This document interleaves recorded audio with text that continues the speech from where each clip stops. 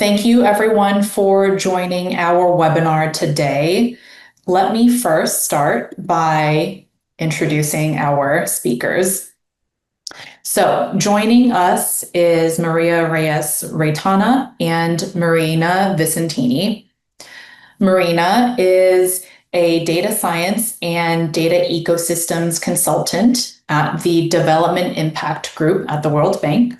She has a wealth of experience designing tools and data ecosystems that directly serve the wide-ranging needs of World Bank researchers, and she is one of the creators behind the IEHFC tool.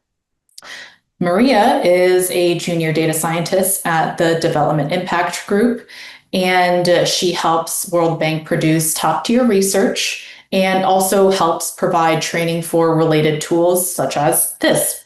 She has a lot of experience in data analysis, visualization, economic modeling, and is another one of the creators behind IEHFC.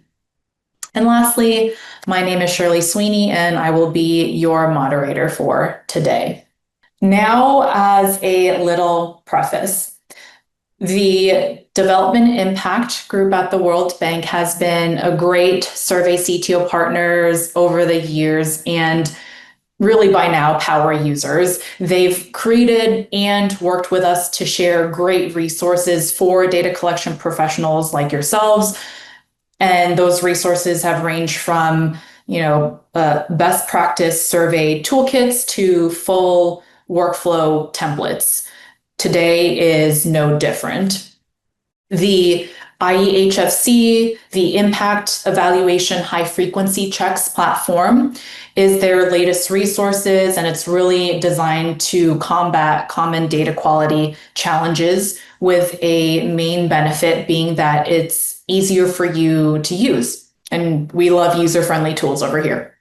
A lot of you may also be SurveyCTO users, and you may be thinking, how does this tool and the automated quality checks feature work together? And don't worry, we'll also discuss that briefly later on. But now for our agenda. As you can see, we'll go through a lot, but really at a high level, we will go over the impetus behind the IEHFC tool creation. We'll provide an overview of the platform and a suggested workflow for it, and then we'll get into a demonstration of the tool itself. And with that, I will kick it off to Maria to begin. Thank you, Shirley, and thank you everyone for joining. So before we dive in, as most of you probably have worked with data, let me ask you a question. So what's one data quality challenge that you consistently face when collecting or working with survey data? And I'll give you a few seconds to think about it, but please write it in the chat so I can see. Okay, overwhelming amounts of data to come through. Enumerators find a way to cheat. Okay, they're very creative. Logical checks, missing values. Yeah, that's a common one. Repetition, yeah, duplicate values. Okay, yeah, so a lot of issues, and yeah, I see missing values, outliers, duplicates repeated across the replies. So that is exactly why we built this tool, IEHFC. So we know that our research will only be as reliable as the data that we use. And as now I know you've worked with data and you have faced some problems like duplicate IDs, inconsistent responses, outliers, inconsistent data, and so on and so forth. And the issues by itself go a bit further, and they become harder to solve the longer we wait, and more expensive as well. And this can mean that we will have bad research if we don't correct them in time. And that's exactly why we built the high frequency checks app, because high frequency checks are an essential part of data collection. And in our mind, an ideal workflow would include high-frequency checks during data collections. High-frequency checks are designed to monitor data in real time and provide timely feedback to field teams. They help us to identify problems early, allowing for quick and targeted fixes before issues escalate into our research. And they also help to document decisions to ensure transparency and consistency throughout the data collection process. You can think of them as continuous quality assurance process for your survey data. And when integrated into your workflow, high-frequency checks at the end will save you time, resources, and basically improve the overall quality of your research. And if we know that high-frequency checks are powerful and a good tool, then why teams are not implementing them as much? So in practice, we've seen that at the World Bank in our team, not all the teams implement these high-frequency checks. And in order to understand what were the challenges that team face so that they didn't implement these checks, we surveyed 74 researchers in 2023 about high-frequency checks and the challenges that they faced while implementing them. And we identified 4 main barriers. The first one is limited accessibility. So many existing tools require paid software or advanced coding skills. Second, there are high setup costs and technical barriers sometimes. Setting up checks take time and technical expertise, and most of the times research teams don't have this capacity, especially during fieldwork. And once you've implemented the quality checks, sometimes they are difficult to interpret and share with the team. Outputs are not always user-friendly and easy to communicate to different audiences in the team, like analysts and field team. And finally, once you set up the high-frequency checks for one project, that doesn't mean that you can use it for the next one. So we also found that a common issue was the lack of customization. Some tools are rigid and can't be tailored to project-specific needs. And in summary, these barriers make it difficult for teams to run high-frequency checks effectively, especially in fast-paced and limited resources projects. And this is where IEHFC comes in. And IEHFC stands for Impact Evaluation High Frequency Checks. And for this reason, our team developed this tool to make it easier for teams to make high quality data checks and make them accessible and efficient for everyone. So how does this tool solve or tries to solve the challenges that we found in the survey? One, for the limited accessibility, the tool is free and completely open source. It's developed in our Shiny, that is a free and open source software. Second, it's easy to access. There's no special software or advanced coding required. I just mentioned that this tool is built in R. So the only thing that you need to have is R downloaded in your computer, which is an open source software, completely free.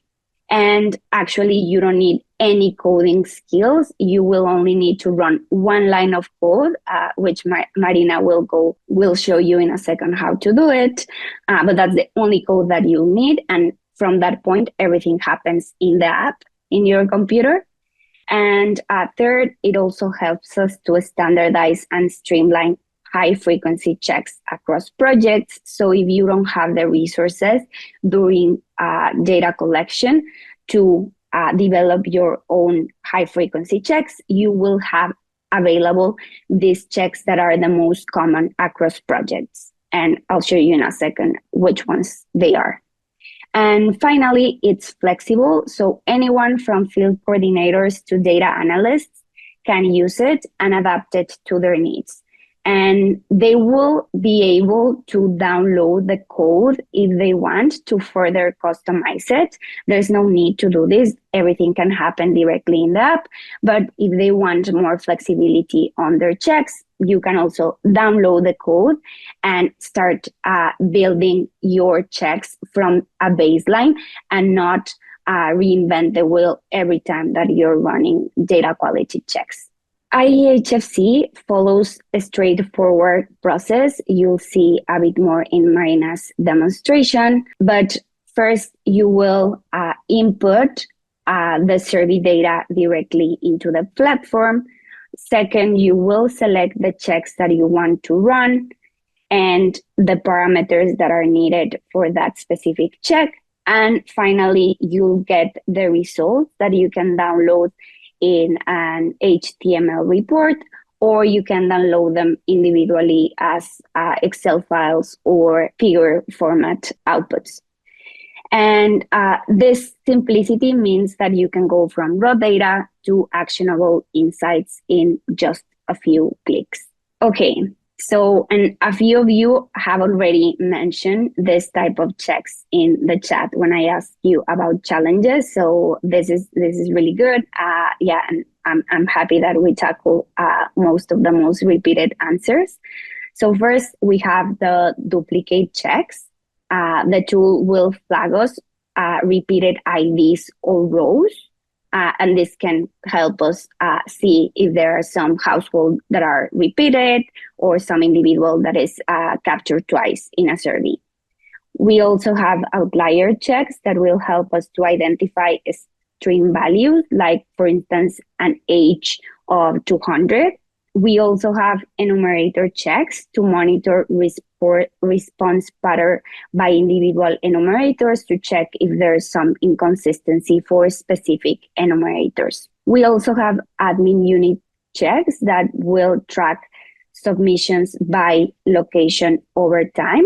And finally, we have unit of observation checks that helps us to summarize data at the unit level for easy verification. And this can be run at the end of the day to see how much we progressed with our survey. I'll hand it to you, Shirley. Thank you. Yes, hopefully you all have a good understanding of the types of checks available to you in IEHFC, but you may also have used SurveyCTO's automated quality checks. And here is kind of the main difference between the two. While this tool and this feature both tackle common data quality challenges, the main difference is that automated quality checks are set up prior to data collection, because our philosophy is for you to be able to control as much as you can the quality of data before they get into your end system.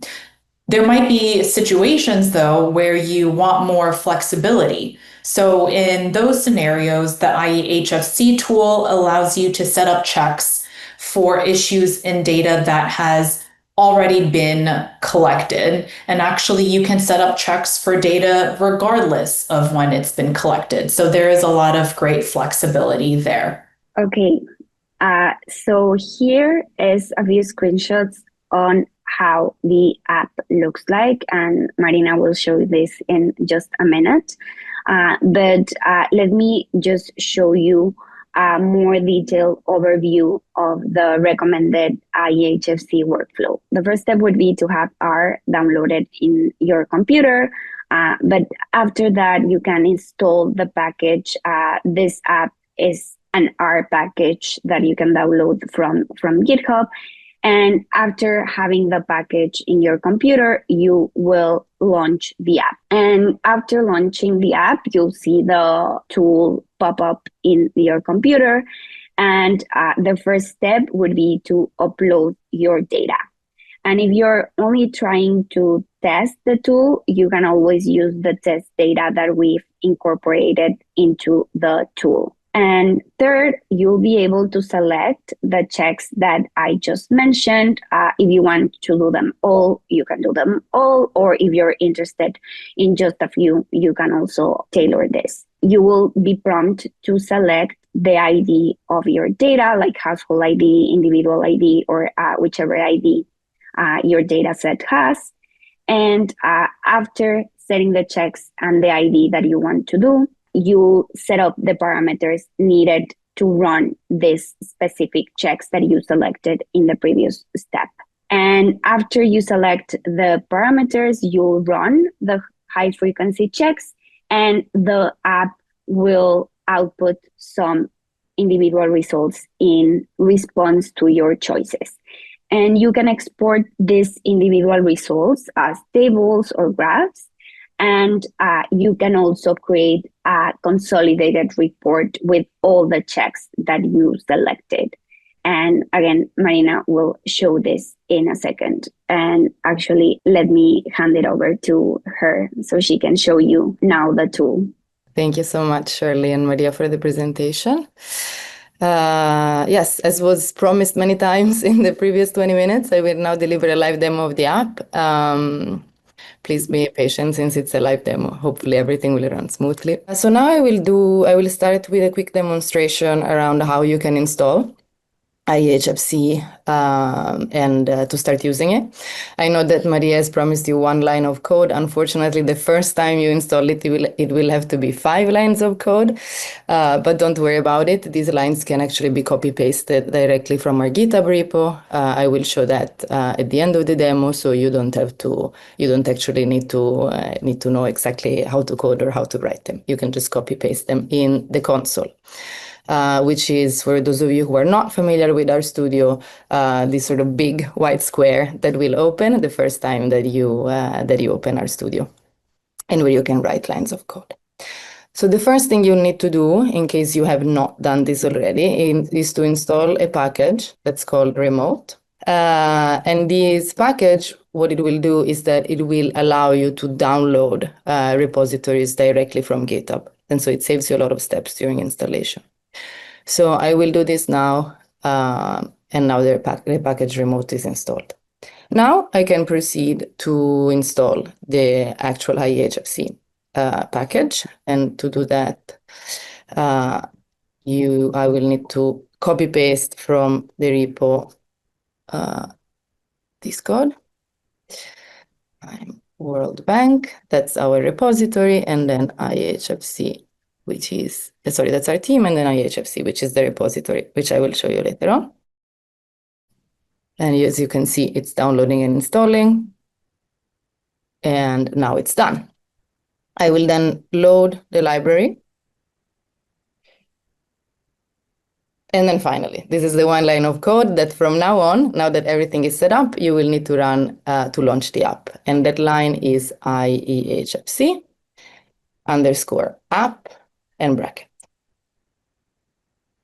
And you can see that now the app is launching. So from now on, no more code. So the app will launch on this page, which is just an introductory page that explains IEHFC and also introduces our team, the Analytics, that has been developing this tool. And you'll also have some helpful links to wiki pages and documentation that can help you use this app to the fullest. So after that, you can use the navigation tab at the top of the app to move from one step to the other of the process that Maria showed you before in the slide. So the first thing you need to do is to upload your data. The beauty of IEHFC is that it can take in basically the rawest data you have. As long as it's in CSV format, for the moment the app only accepts CSV files, you can literally upload anything to IEHFC and it will be able to read it.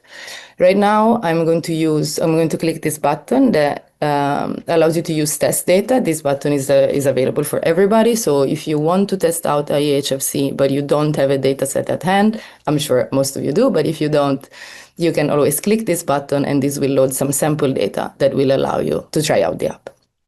So I will click it now, and you can see that two different tables have appeared. The first one gives me a preview of the data set. with all the different columns that are present and all the data, and I can sort and I can filter it using the text box up here on the top right corner. And then at the bottom, you will also see another table that lists all the variables and the type of variables that are in my data set. There is one important, I think, information that sometimes we get asked when we do demos, which is whether it is possible to recode the variables in IEHFC to different types if needed. IEHFC is a visualization tool, so you'll actually not be able to make any changes to your data. That's why we have this table, so that you are able to actually go through the different variables and see if they have been read with the right type.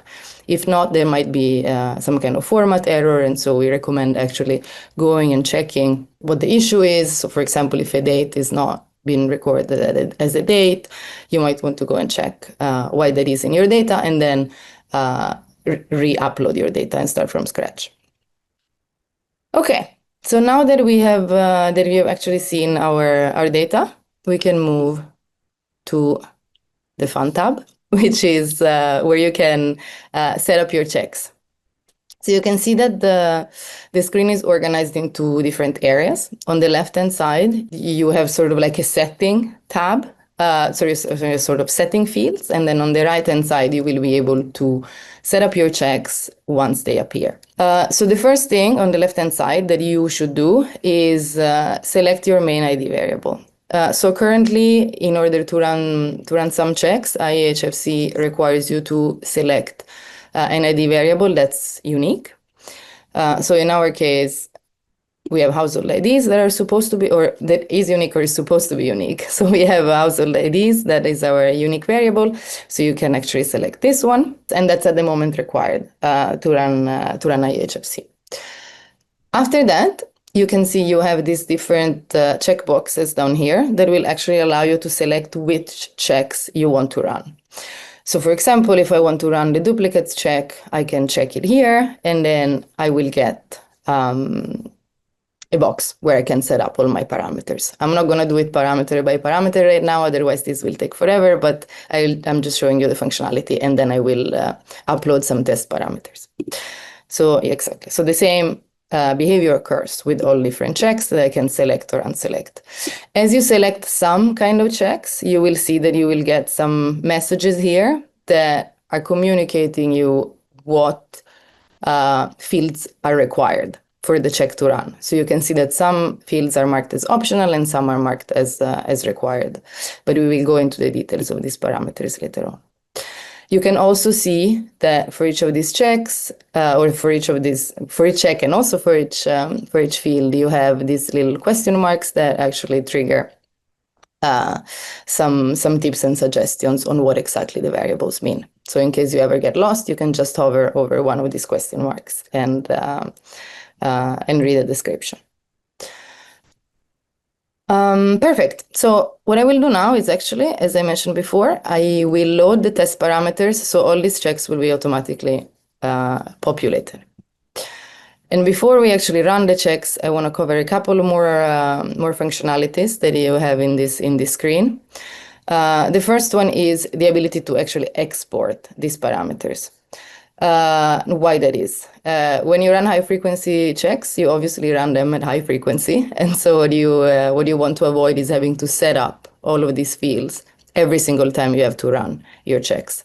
So what you can do is, after you've set them up the first time, you can download all of these parameters as a CSV file. So next time you're running the checks, after you have uploaded your data, you can simply use this box down here that says import settings and re-import your settings file from before, so that you don't have to set them up again, and then you will basically experience the same behavior we have experienced now when I clicked on test parameters, and all your checks will be populated with your variables. If you are not using the test dataset, but you're uploading your own dataset, the test parameters button will not appear in the interface, because these test parameters only work with the test dataset. Just a clarification. Last point before we move on to running the checks and explaining the checks are these icons here on the right. you can see that each check has a little button with the Stata logo and the R logo. If you know how to code and you would like to personalize or change anything in your checks, you can simply download one of these buttons, depending on the language you would like to code in, and you will be able to download the exact code that's being run to run the check. So that's more for the advanced users if you want to personalize checks, but that's obviously not required. We will now proceed to run these checks and see what happens. So I will click on the Run High Frequency Checks button, and now I will be transported to the Outputs tab. Considering that it's already 10:33 and we want to have some time for questions, and also that you have expressed your preference, I will mostly talk about the first three different types of checks, which are the ones you voted for. So duplicates, outliers, and enumerators. And then if there is time, we can look at the other types of checks. Otherwise, you will be able to read all the documentation that's linked in the app, if you're interested in those as well. But starting from duplicates. So the app will automatically run duplicates based on ID. So the first table you will see are observations that have duplicated ID, and you can see that they will all be listed in this one table. Now, as I was snooping in the questions before, and I know that somebody mentioned that sometimes this is actually behavior that's meant to happen, and that's okay. This table is just for your information. So if that's behavior that you expect from your data, you can obviously just ignore it. And then the second duplicate check that you will see is duplicate checks across selected variables. So sometimes what you want to do is actually check multiple variables together for potential duplicate observations. So for example, you might want to check, since before some of you mentioned sometimes some issues with enumerator submitting false entries, what you could do to be able to check for that is, for example, to check, okay, if I can see the same device ID and the same SIM number and the same enumerator in the same observation, there is a potential for issues. And so you might want to flag the duplicates that are looking across these three variables at the same time.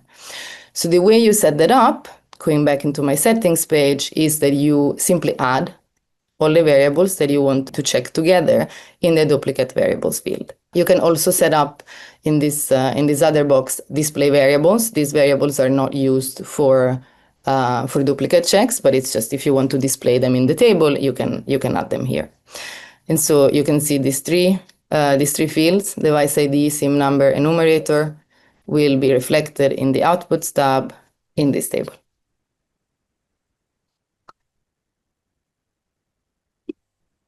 Okay. Second check is outliers. The first thing you will see in the outliers check tab is a table that summarizes all the different variables and their main summary statistics. So in this specific case, I have selected two variables. I want to check for outliers individually. One is income 11 and the other one is income 12. And let's focus on those first. And then I also selected village, as an additional display variable.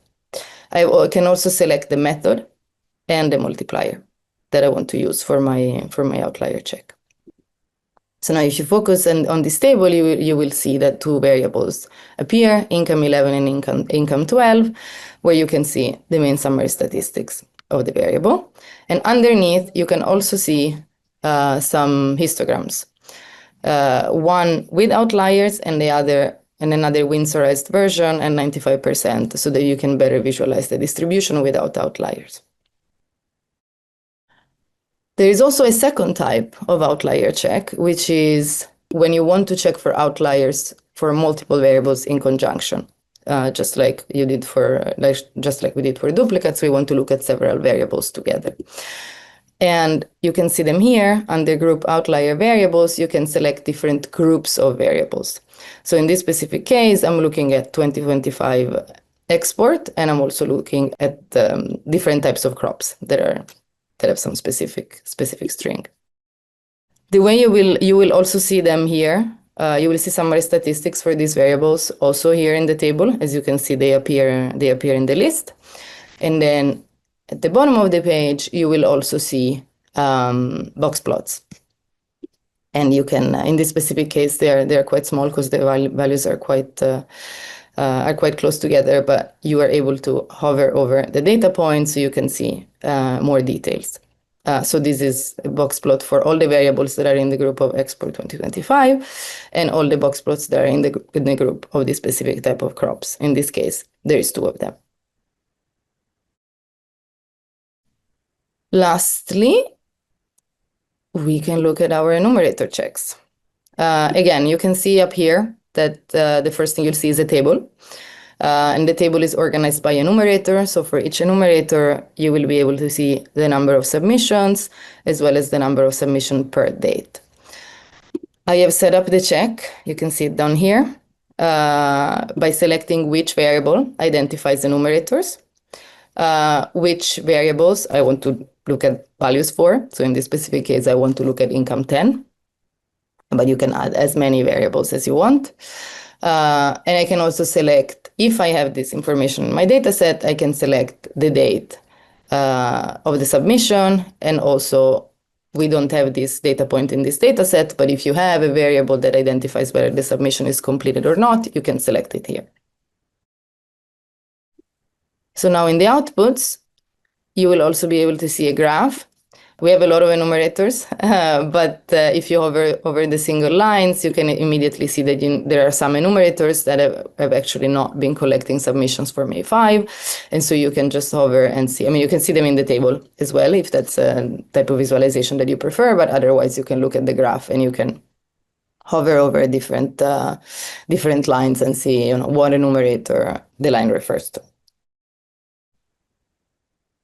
And then if you remember before, we said that we wanted to look at average values for income by enumerator. And so here you can see enumerator 54, the average value of the submissions collected by enumerator 54 for the income variable is 21,428. So you can, here again, add as many variables as you want for average values. Okay. I'm going to quickly also mention the other 2 checks, just so that we don't forget them. There is admin level checks, which you can set up based on different administrative levels. I think you can set up multiple levels. So in this case, we have province and village, but you can also add more, for example, district or country, if that's relevant to you. And you can also see different average, the number of submissions per administrative unit, as well as the dates, similar to what you would see in the enumerator variables. And same here with the graph. You can see a similar graph to the one before. And lastly, when it comes to tracking, here you can see in our specific case, we have decided to track by village. And then you can see whichever additional variables you want to visualize. Because first I want to show you the last 2 things, which is, okay, now I've seen all this great data. What do I do if I want to share it or I want to use it somewhere else? You can download each table by pressing at the download table, the corresponding download table that's located in the same box. You can also download graphs individually. So for example, I want to download the enumerator graph. You'll see here, there is a download plot as PNG option that allows you to download a single graph if you want to embed it in a presentation or in a report. You can also download a consolidated report of all the checks that you have been running by clicking on this button up here. So I will actually do it now, and I will save this report, which I'm not allowed to type, so we will not change the name of the report. And you can save your report on your computer, and then you can open it.